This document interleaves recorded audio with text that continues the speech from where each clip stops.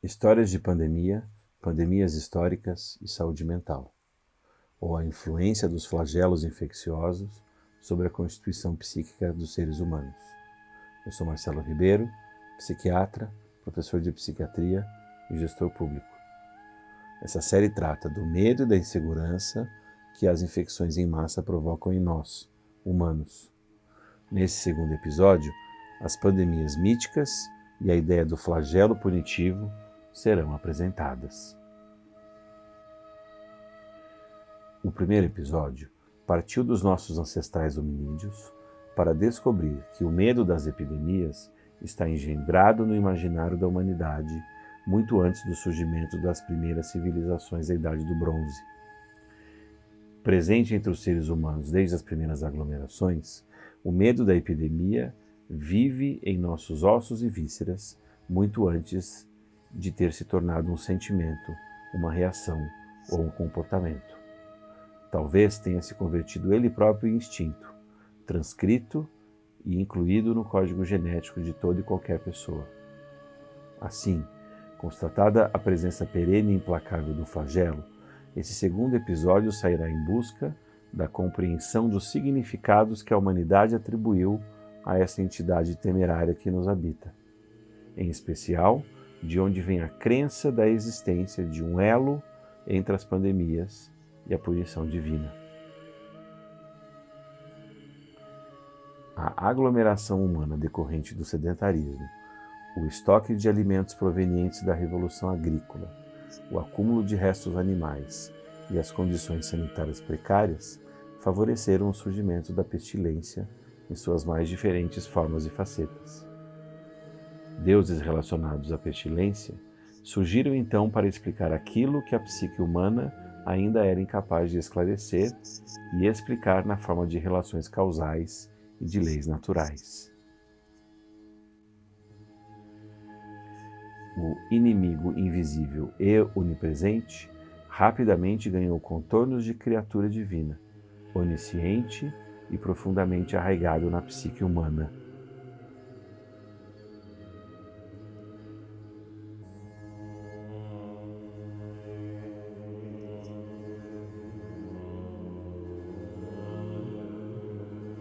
A partir da constatação da relação causal entre a ira divina e a pestilência, a humanidade passou a dispensar cuidados e atenção permanentes em relação a esses deuses. Tanto na forma de rituais, tributos sagrados e sacrifícios em sua homenagem, quanto pela adoção de comportamentos capazes de evitar ou aplacar sua ira avassaladora.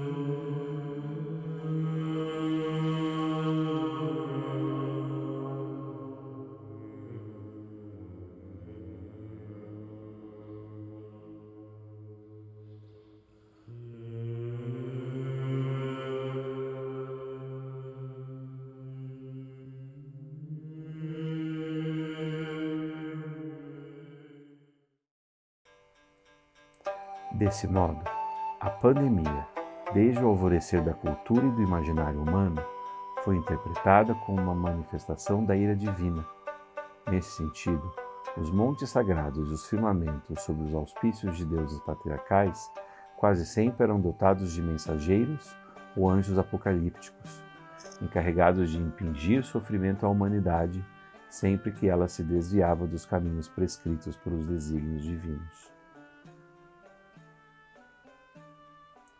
A ideia do castigo divino, cada vez mais improvável à luz da razão, foi reeditada pela humanidade contemporânea na figura de Nêmesis, a divindade greco-latina que personifica o destino, o equilíbrio e a vingança divina. Nessa ilustração, ela paira sobre as nuvens, sustentada por uma esfera bem acima de uma cidade, o protótipo e a unidade mais elementar da grandiosa e vasta civilização humana. Por ocasião dessa gravura, no alvorecer do século XVI, as cidades renasciam pujantemente por toda a Europa, graças à expansão colonialista impulsionada pelo racionalismo e suas maravilhas tecnológicas.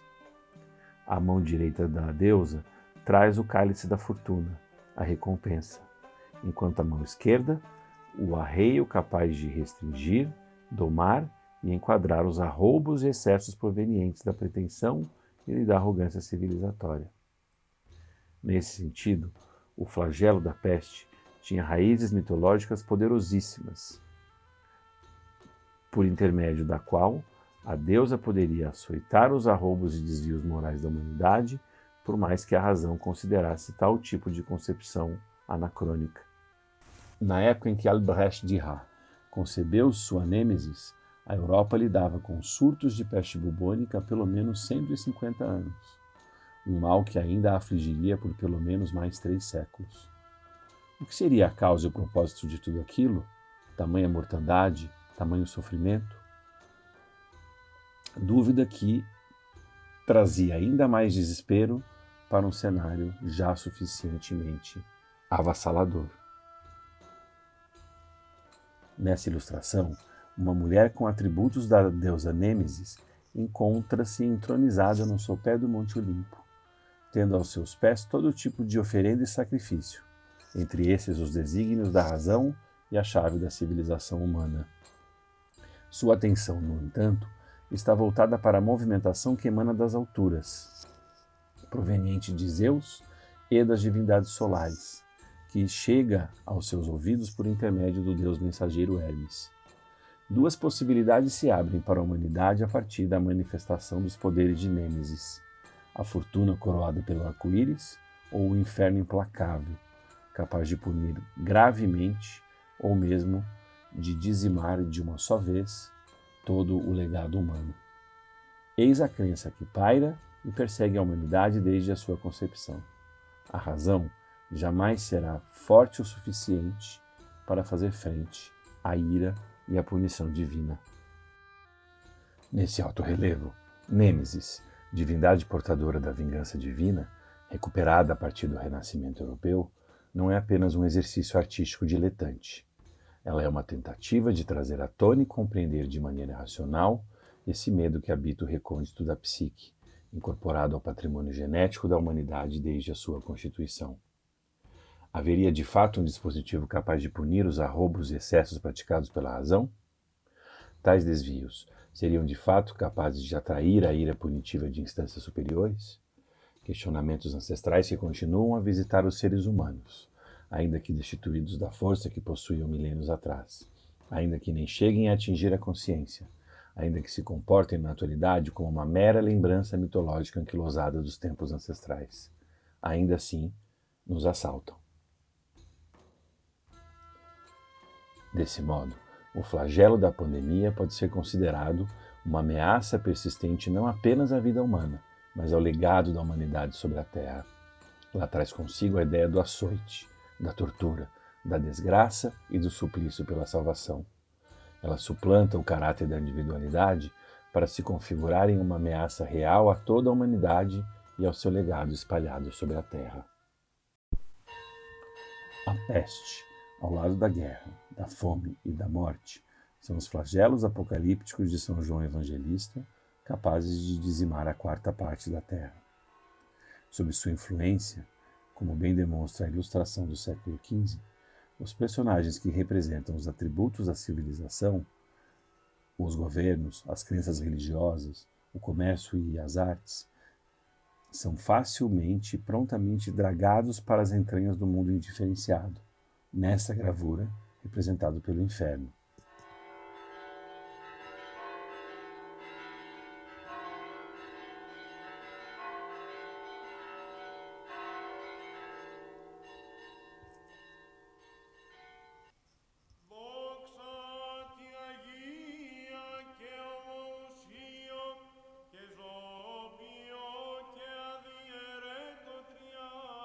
Para o filósofo, escritor e ensaísta franco-argelino Albert Camus, O flagelo interdita nossa humanidade, nos exila e nos aprisiona ao presente.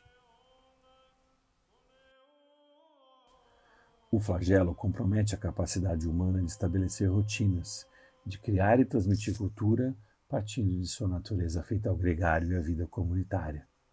Nesse sentido, o flagelo nos desumaniza, nos reduz a animais perseguidos e acuados pelo medo. A razão, por sua vez, se nota sem substrato, incapaz de suplantar a irracionalidade do temor do aniquilamento. Assim, ela vai perdendo sentido. O escritor e jornalista inglês do século XVIII, Daniel Defoe, famoso por seu livro Robinson Crusoe, escreveu sobre a Grande Praga de Londres 50 anos após o seu ocorrido, onde cerca de 100.000 pessoas, um quarto da população londrina, morreram em decorrência da peste bubônica. Naquele momento, o pânico generalizado e os desdobramentos imprevisíveis relacionados ao potencial aniquilador da peste geraram fuga em massa para a zona rural e ensurdeceram a alma dos seus habitantes para as questões de ordem prática. O medo irracional convertera a autopreservação em lei pétrea.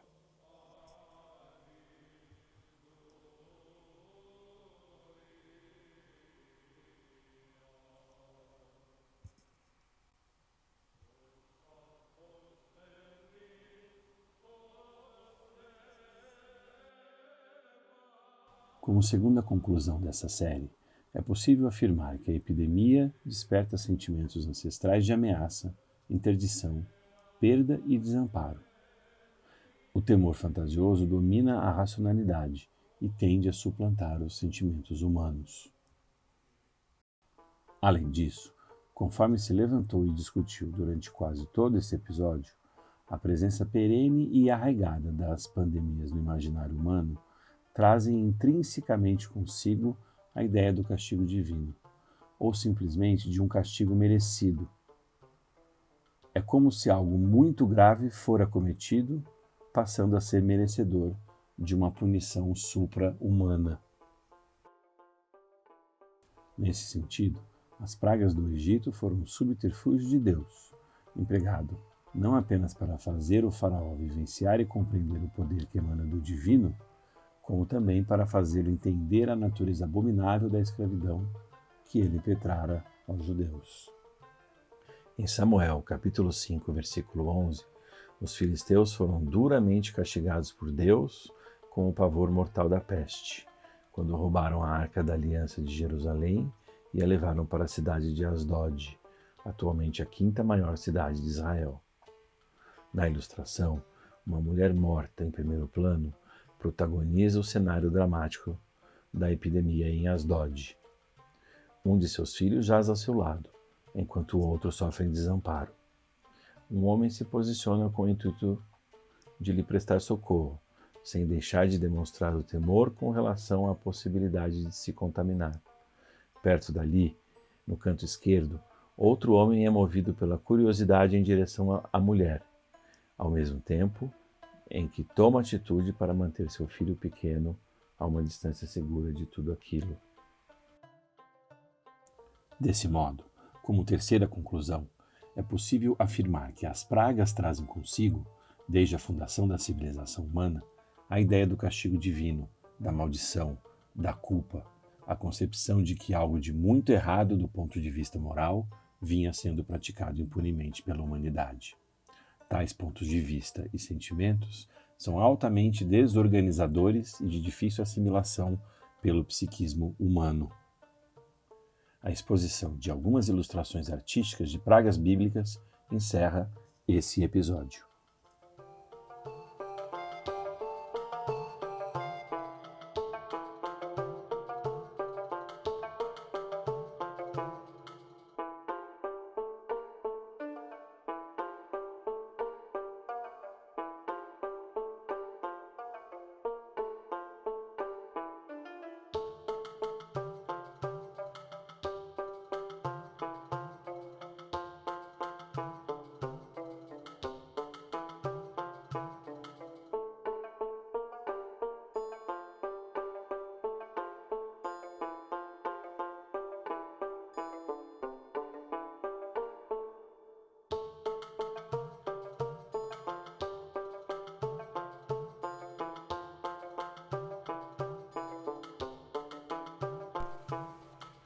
próximo episódio, um levantamento iconográfico extenso e em alta resolução apresentará as principais pandemias da história da humanidade, da Antiguidade Clássica Grega até a chegada da Revolução Industrial e Científica na metade do século XIX. Até lá!